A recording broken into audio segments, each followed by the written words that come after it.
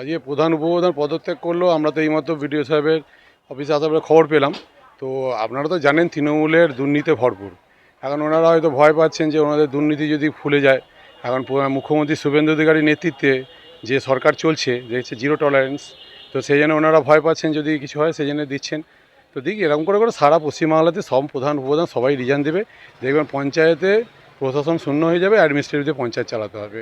সেই জন্য মাননীয় শুভেন্দু অধিকারীর নেতৃত্বে যে কর্মযজ্ঞ চলছে, তো সেই উন্নয়নের দেখছেন ওনারা যে ওনাদের চুরি করার আর কোনো জায়গা নেই, বাধ্য হয়ে দিচ্ছেন। তো সেই জন্য আমাদেরও স্বাগত যে দিক, ওনারা তাড়াতাড়ি ওনাদের মানুষ নিঃশ্বাস পাবেন, কারণ মানুষ এই চুরি চামারি থেকে উদ্ধার পাবেন। প্রধান হচ্ছে প্রিয়াঙ্কা সি, আর উপপ্রধান হচ্ছে সোমনাথ ভৌমিক। পশ্চিমবঙ্গ সরকার মাননীয় মুখ্যমন্ত্রী আছেন শুভেন্দু অধিকারী, উনি চিন্তাভাবনা করবেন, এবং স্থানীয় বিডিও সাহেব আছেন, ওনারা আছেন। মানুষকে মানুষের সুবিধা থেকে মানুষ কোনো বঞ্চিত হবে না, মানুষের পরিষেবা মানুষ ঠিকই পাবেন। এবং অঞ্চলে বিভিন্ন এক্সিকিউটিভ আছেন, তার মধ্যে বিডিও সাহেব চিন্তাভাবনা করবেন ওনারা কীভাবে এই ব্যবস্থা করবেন।